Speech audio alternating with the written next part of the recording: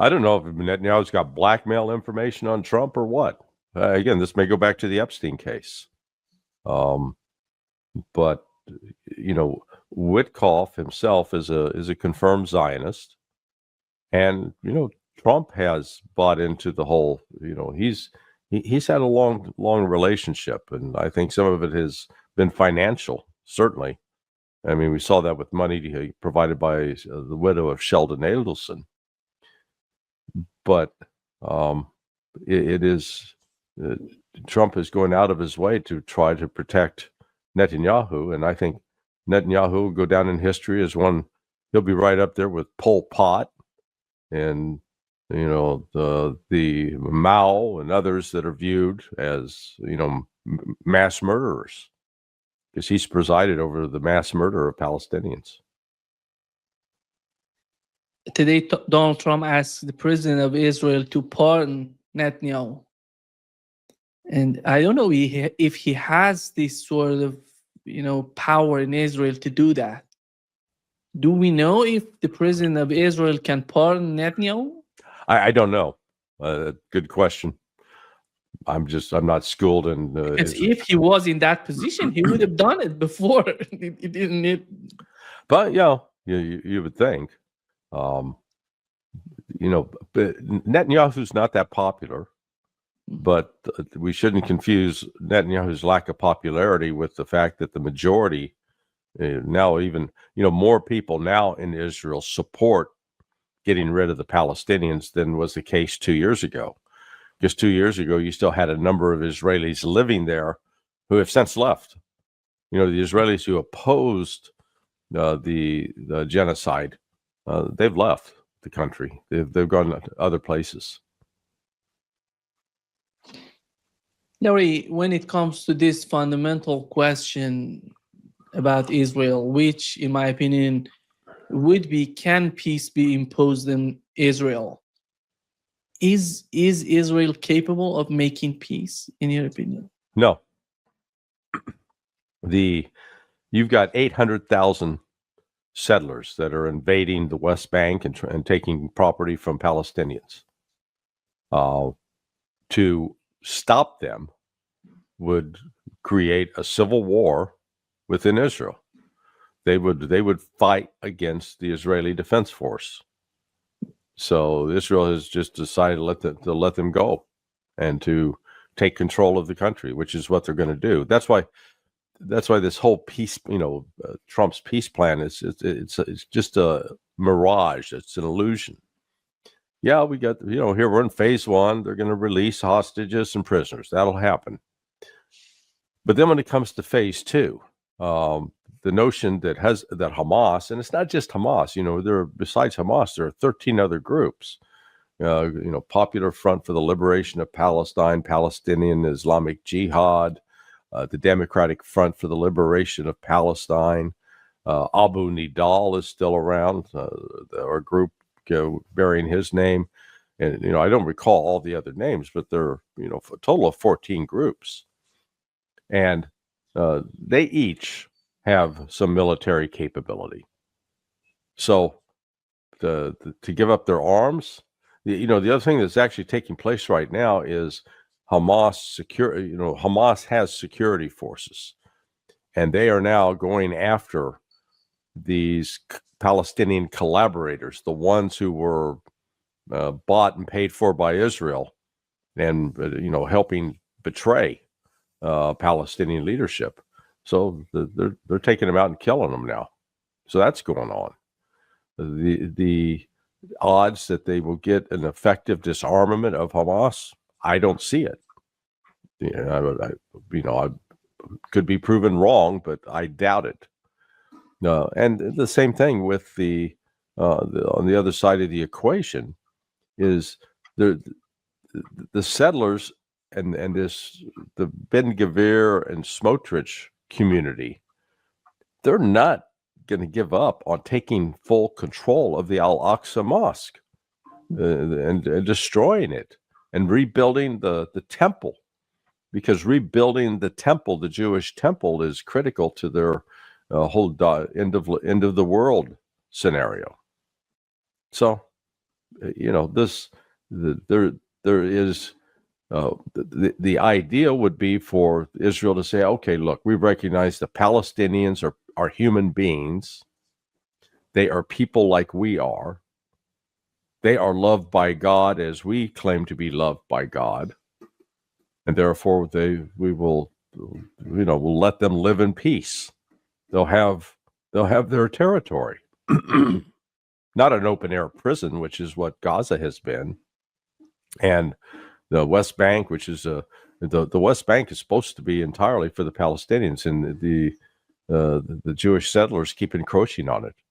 And the world condemns them and imposes some sanctions, but they continue to get away with it. They're going to talk in Sharm el-Sheikh in Egypt, and who's going to attend this summit? Is going to be the United States, Arab states, who else? Netanyahu, it seems that he's not going to be there. Hamas is not going to be there. Yeah, so we're having a summit, but all the key players that they're in the fight, they're not going to be there. Yeah, it makes sense.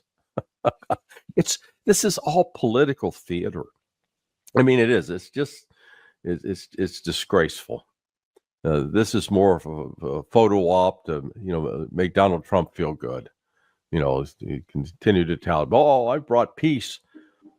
He did this in January and it ended in March. And so this one too is, the all the celebration and good news surrounding what happened today. That's going to go away. The question is whether Israel will be able to continue to sustain combat operations. I mean, look, it's easy to kill unarmed women and children, which is what they've been doing. But Hamas, I'm sure, is going to take advantage of this time to rebuild, re-equip, and be ready for the next round. I don't think they harbor any illusions.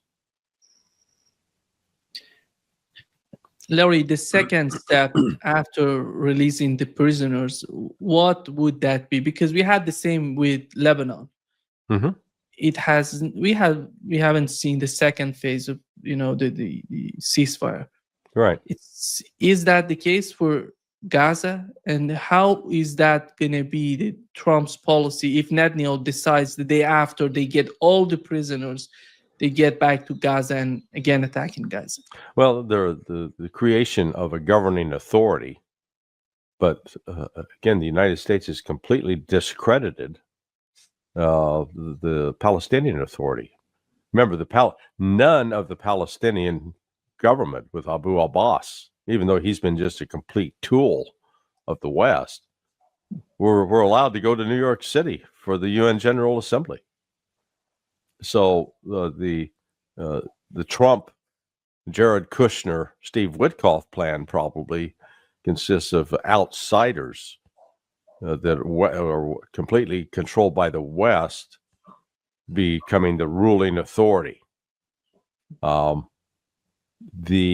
I think there's a difference within the Arab Muslim world that they're not going to go for that. So even the specifics of how that's going to be implemented, to my knowledge, that's still up in the air. Then the second thing, and you saw it in Lebanon as well, the disarmament of Hamas or the disarmament of Hezbollah. Well, how's that disarmament of Hezbollah going? They haven't disarmed, and they've refused to disarm. And the Lebanese army is not strong enough to do it. So, you're going to say, oh, who's going to go disarm Hamas? We got, they put 200 U.S. soldiers in there now who's ostensibly to deliver humanitarian aid. As long as the U.S. soldiers, but that, again, that's not their job. That's not that's not a military mission. So if the United States decides to somehow get involved in the war and you start getting U.S. soldiers killed as occupiers, then this peace process will collapse. So I don't think nobody would ever go bankrupt by betting that the Israeli Palestinian conflict is going to come to an end. Because odds are we've seen it time after time after time. Bibi Netanyahu and the Zionist crowd are not interested in a two-state solution. They don't envision any way that they could live side by side with these Palestinians. And so, that to me looks like an irreconcilable difference. You know what's so, in my opinion, so naive? If you put U.S. troops on the ground in Gaza, that would hugely, that is so much problematic. Mm-hmm.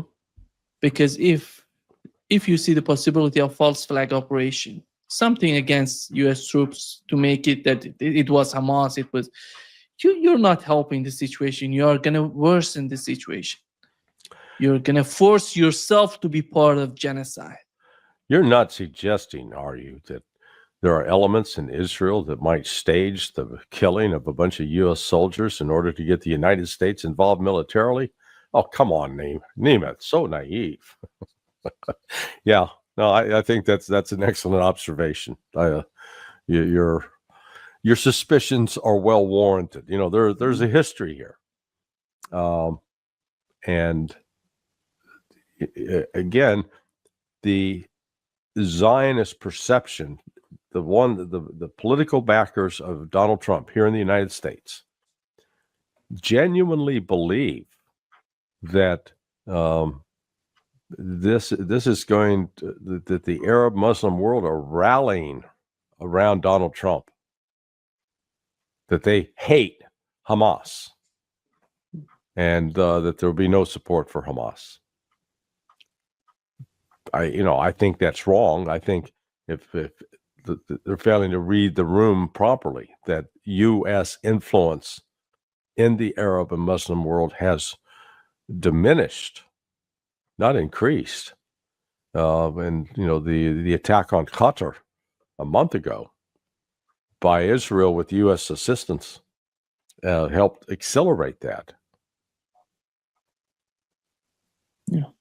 The core issue, Larry, by the way, which was mentioned in the Trump's so-called peace plan in point 19, they're talking about the Palestinian state. But even with that concept, you see Marco Rubio, I don't know if you saw his interview about the article number 19, which was mentioned, the Palestinian state. He's not after that. He's not even considering that for Palestinians. He says in a long run, I don't know how many years is. That's the sign that we are talking about. We have been talking about it, because two-state solution is some sort of turning into some sort of delusional, solution for what's going on. Here is what Marco Rubio said, Larry, by the way. States support a Palestinian state because point 19 in your White House plan talks about a credible pathway to Palestinian self-determination and statehood. Well, again, we've always said, this has been a consistent position throughout, that the only way you're ever going to have anything that looks like statehood is in a negotiated deal with the Israelis. We are so far from that right now. Prime Minister Netanyahu opposes a Palestinian state and thanked President Trump for speaking against recognition of one. That's why I'm asking you to clarify. Well, we haven't recognized a Palestinian state. The United States has not. And right now, there's no point in doing that, because it's not even possible. That's not even a realistic thing right now, because who would govern that Palestinian state? Well, it's point 19 in your plan. Who would govern it? I thought. Well, but that's talking about a pathway long term and in the future. Right. But before you can even get there, before you can even get there, you have to have someone to turn that land. Israel's made clear they have no interest in governing Gaza. They have no interest in occupying Gaza long term and being the government of Gaza. I think Israel, I can't speak for Israel, but I think Israel would tell you they would love to turn over Gaza to a Palestinian organization that isn't terroristic. They would love to do that, but that doesn't exist right now. That has to be built, and that's going to. The rhetoric is so, is so thick that you don't know how to deal with it. But put on your hip waders. You're going into the swamp, and you got all this nasty, fetid water lapping around you. Yeah, look, this entire political creation, the creation of the state of Israel, and then the territories that were ostensibly under the rule of the Palestinians, it's artificial. It was created by the West, really by, ultimately Britain's probably primarily responsible for it once the Ottoman Empire lost control of that area. So Israel is an artificial creation. And this notion that, we're not going to let the Palestinians determine who gets to rule Palestine, who gets to govern them, because we want to control it. It's all a charade. It's a total farce.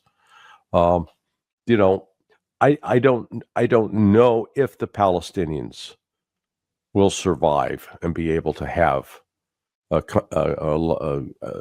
particular geographic region in that area that they control. I don't know if that'll happen. The prospects don't look good for Israel either, long term. So we've got a lull in the fighting. That's all we've got right now. And people are praising it as some great peace accomplishment, and it's all Washington spin. So, we got the images. I've just got the TV on here, and they're showing all the jubilant Palestinians and his loved ones climb off the buses, and they show the jubilant Israelis who are, starting to receive these they're really military prisoners of war, these so-called hostages that Hamas took. These are all military personnel right now. I think that's all that's left. So sorry, when you capture somebody wearing a uniform and a gun, that's a whole different situation than when you take a civilian that is not militarily engaged. Larry, here is what Donald Trump said today in Israel about Iran. So much death on the Middle East. The hand of friendship and cooperation is open. I'm telling you, they want to make a deal. That's all I do in my life. I make deals. I'm good at it. I've always been good at it. And I know when they want. Even if they said, we don't want to make a deal, I can tell you they want to make a deal. All right, they do. They want to make a deal, and we're going to see if we can do something, because this is crazy what's happening, and we're not going to have this anymore. Neither the United States nor Israel bear the people of Iran any hostility. We merely want to live in peace. We don't want any looming threats over our heads, and we don't want to even think in terms of nuclear destruction. It's not going to happen, never will happen. Just to show the contrast of what Donald Trump said and what Netanyahu said the day before, here is what Netanyahu said. And you see that when Donald Trump is talking about peace and deal with Iran and new deal with Iran, Netanyahu is not that much happy. Yeah. Here is what Netanyahu said there. So much amazing victories that amazed the entire world. But I'd like to tell you that wherever we fought, we won. But to the same degree, I must say that the campaign has not ended. There are many security challenges ahead of us. Some of our enemies are trying to rehabilitate themselves in order to attack us again. But we are on it, as we say. Yes, there are many opportunities. Yeah. He was saying something totally different from what... Well, number one, Israel's the one that's attacking everybody else. It's not everybody else attacking Israel. That's number one. Number two, Iran was already open to making a deal with the West. It was the West that rejected it. It was Donald Trump who betrayed them, who allowed Israel to attack Iran in the midst of negotiations. So now what this screwed up policy by Donald Trump and with Bibi Netanyahu has achieved is that previously Iran was signed on to cooperating fully with the International Atomic Energy Agency. No longer. They're booted out of the country. the odds are high that Iran will probably reject and walk away from the Non-Proliferation Treaty. They'll be positioned. They could rapidly create a nuclear weapon if they wanted.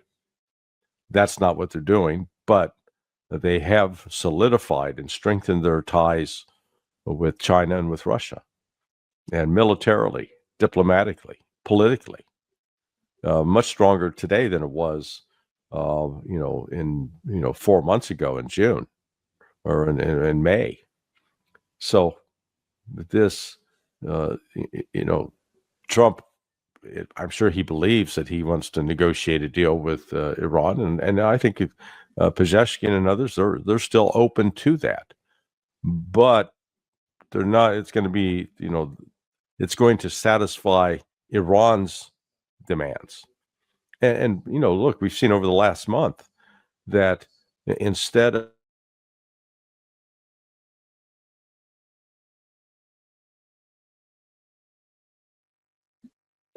the relief, Larry. yeah, there we are. The relief from sanctions under the JCPOA, that they snap. They basically said, no, that we're putting all the sanctions back in place. Now the reality was those sanctions had never been lifted. Okay, the sanctions that were in place prior to the signing of that the Joint Comprehensive Peace Agreement back in 2015, those sanctions were really never lifted. They continued to be enforced or to be applied. And now they're, quote, snapping back. Well, if it's already there, it's not back. It's been there.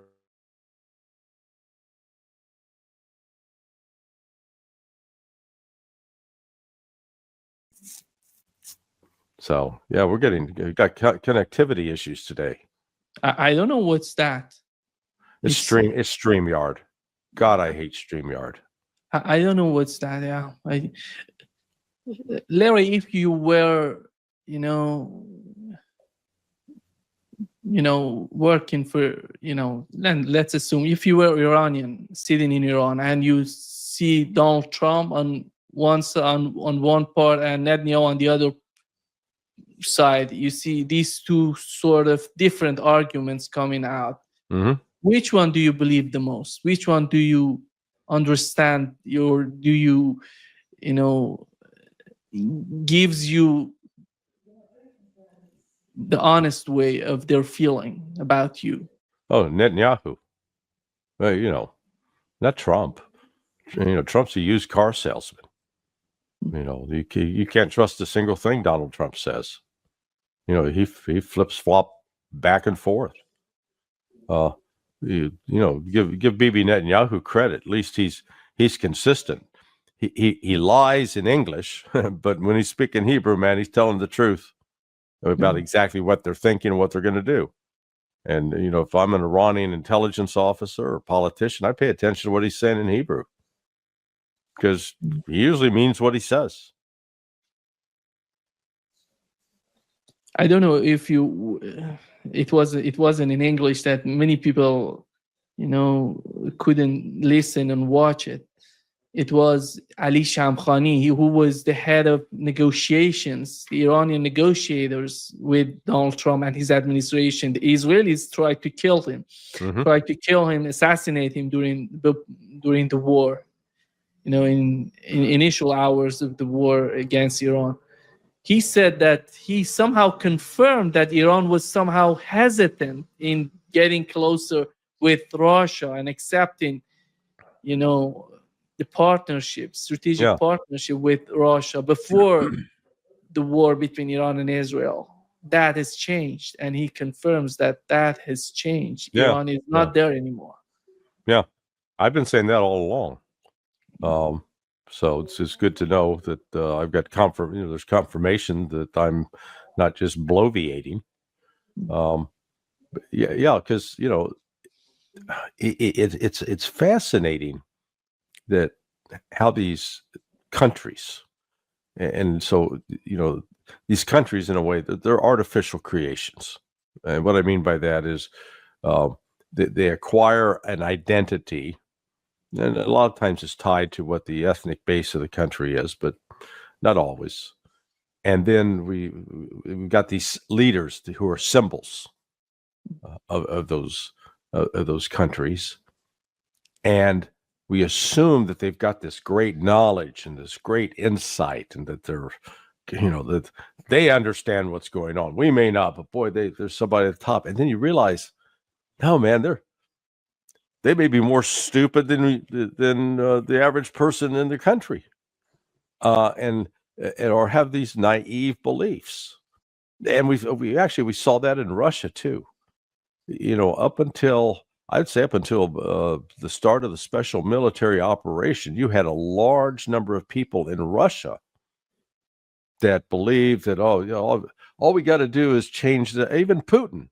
All we got to do is change this or convince the Americans that we're not the communists of old, and they'll like us. And you realize it has nothing to do with you. They hate you because there's not a thing that Russia can do that's going to make the West like them. Similarly with Iran. Iran is hated because basically it has shown independence of Western control and broken away from being subservient to accepting the rule by the Western elite. And there's no dream of peaceful coexistence. And so instead, the West has created this mythology that Iran is this terrorist nation promoting international terrorism around the world, when in fact the West has carried out more assassinations and more terrorist attacks. The United States has backed more terrorist attacks in Iran than, I don't think you can point to a single terrorist attack in the United States in the last 40 years that was at the behest of Iran. Whereas we've had multiple nuclear scientists assassinated in Iran with Western backing. We've got the United States funding now the Mujahideen al-Khalq, the terrorist organization that is carrying out terrorist attacks. But again, reality doesn't matter. Is that gonna, in your opinion, if Iran, as we know, as I learned from the Iranian media, from the talks recently they had with these important officials in Iran, mostly in Persian, unfortunately, because it would be amazing to be translated to reach to wider audience outside of Iran. But unfortunately, we don't have it. But after all, it seems Iran has decided to strengthen the relationship between Iran and Russia and China, which would be, it's not just for the time being, it's for the future, it's for their plan. Right. They don't see any sort of future with the West, with the United States under both Republican or Democrats. Right, correct. They tried with both. Go ahead. No, I'm just saying there's no... anybody who tries to make a political case for normalizing relations with Iran is political suicide here in the United States. And so that's not going to change until the United States suffers some dramatic consequence and tragic consequence from its constant meddling in the affairs of other countries. We become a bully. And we like being the bully, and we continue to try to coerce and threaten other countries. But, the world has changed and is changing. And in fact, you're seeing that right now in this trade war with China.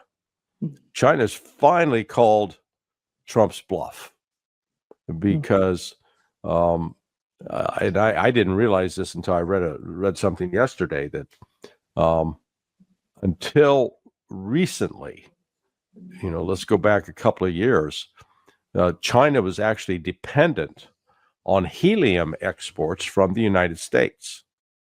So the overall trade relationship between China and the United States is not, it's not the dollar amount that's critical to that relationship.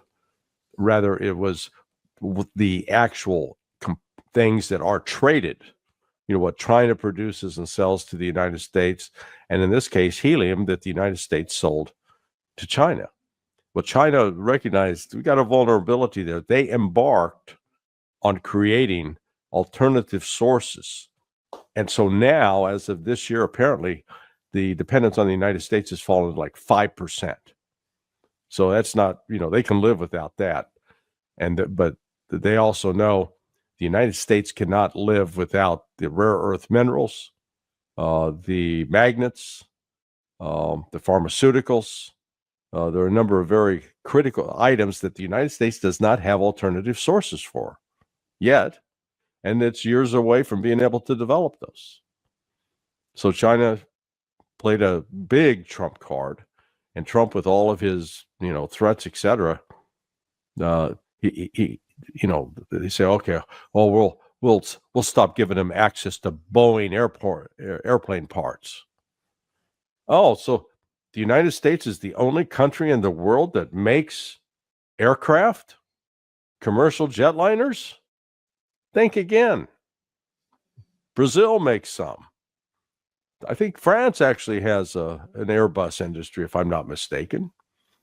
And Russia has just rolled out its first plane produced entirely with Russian components.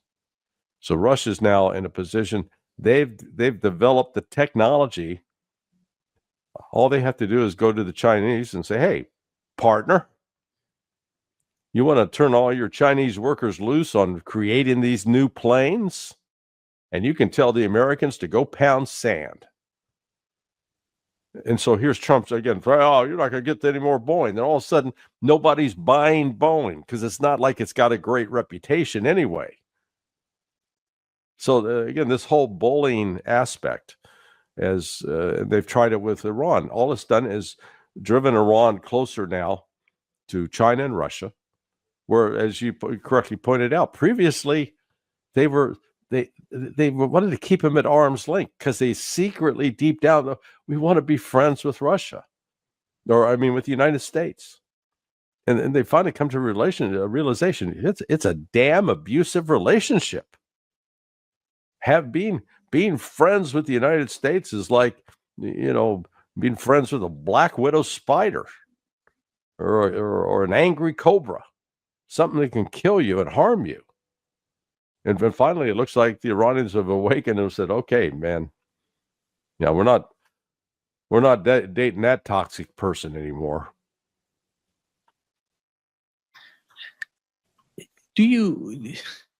Every time Donald Trump do something against China, it's somehow amazing to me. How can he believe that the outcome would be positive for the United States? Every time it backfires. And well, our friend Pepe Escobar, you and I have both had him for interviews to describe his latest adventure in China. And the picture he paints based upon being there is that you're not seeing just, it's one thing if Beijing was the wealthiest place in China and all the other places were shitholes. No. It's the modernity that and the economic wealth that has become China is spread across the country. They've gone from, I think like 20 years ago, only 25% of the population would have been considered middle class.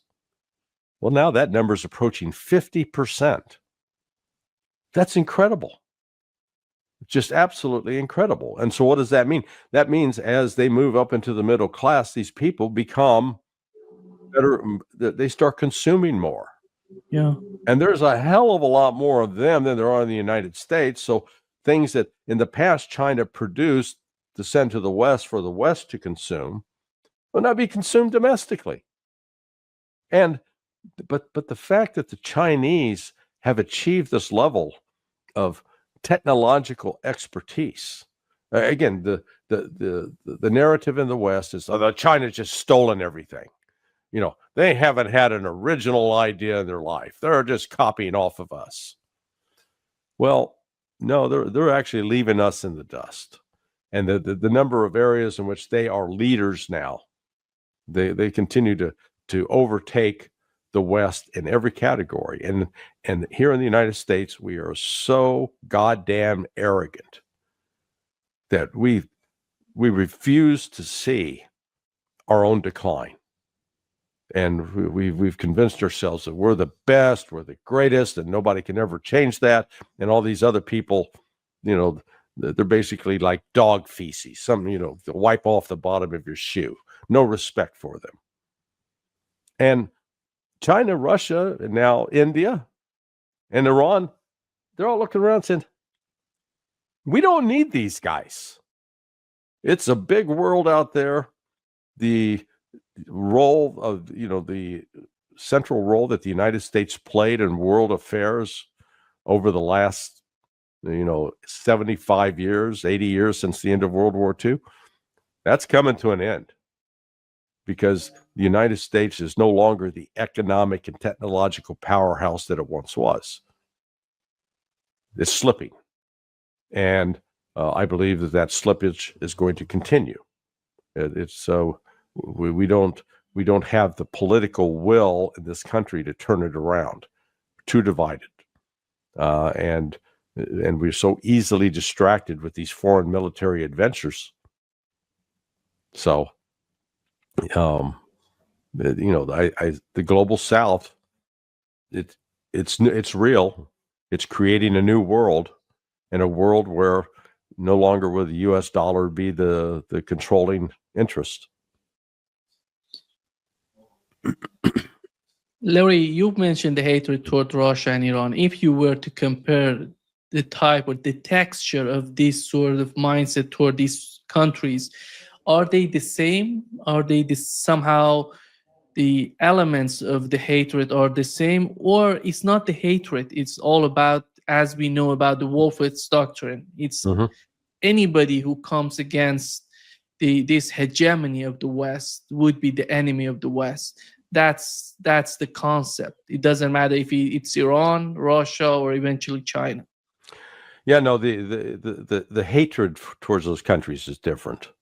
You know, the hatred of Iran stems in part from the fact that they, in the revolution, they took over our embassy, held our people hostage for a year, without the United States people being taught or exposed to the fact that the U.S. had played a role in overthrowing the democratically elected government in Iran back in 1953, and then the Islamic element, the fact that they, you know, CIA made a point of making sure that Americans always saw the Iranians in the street chanting "Death to America," and again, not understanding the role that the United States played in provoking Iraq's invasion of Iran back in 1980, and a war that killed millions, you know, close to, I think, 2 million Iranians.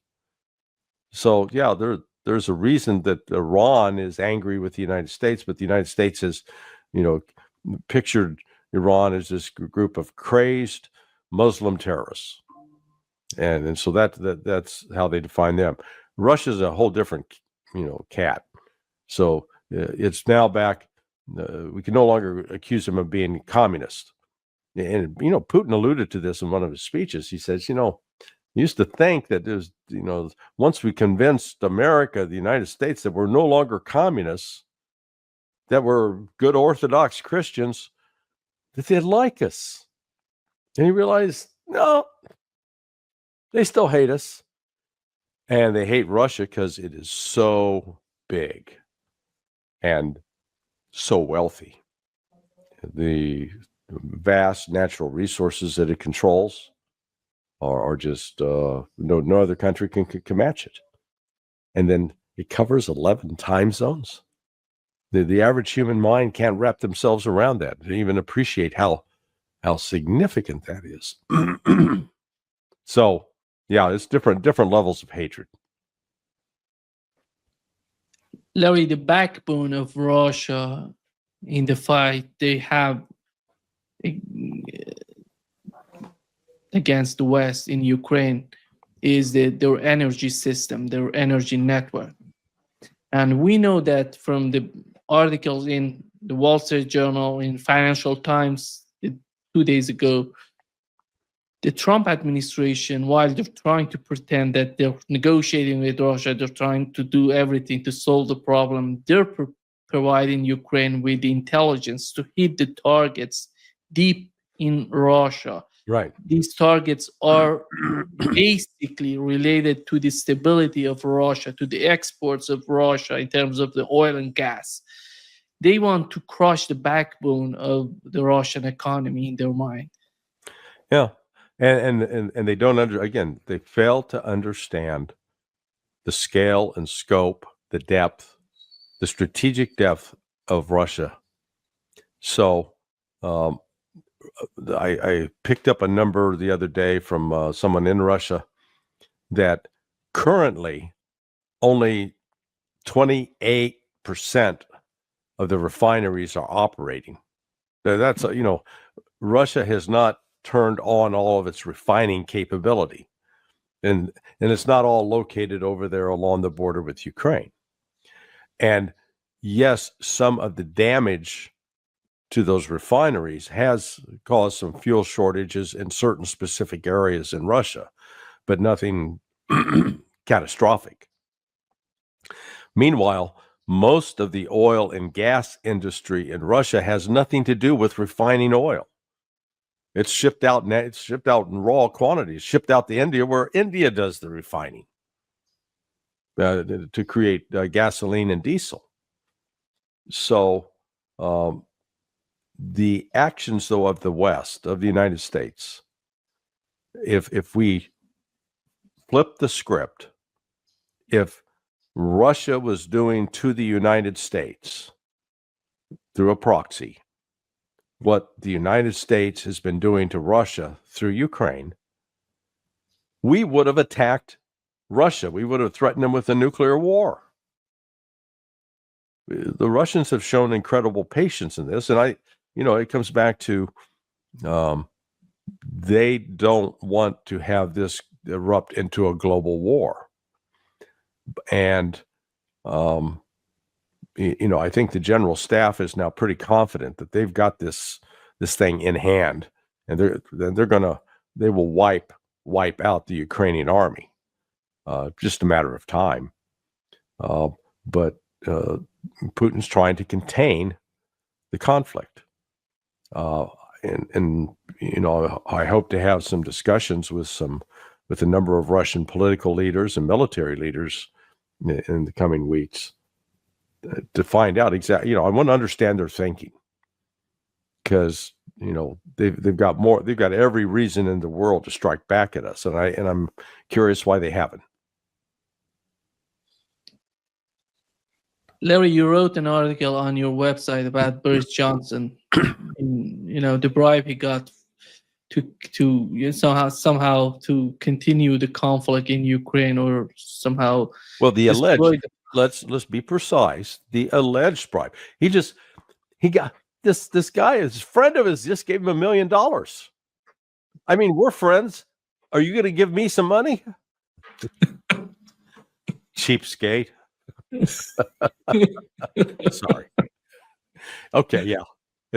It just Christopher Harborn is the guy's name, who happens to be a weapons manufacturer, specializing in drones, which are, he gets a multi-million-dollar contractor to build them and send them to Ukraine.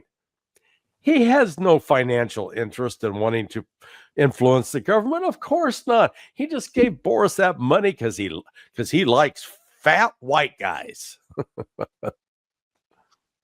Sorry, I interrupted.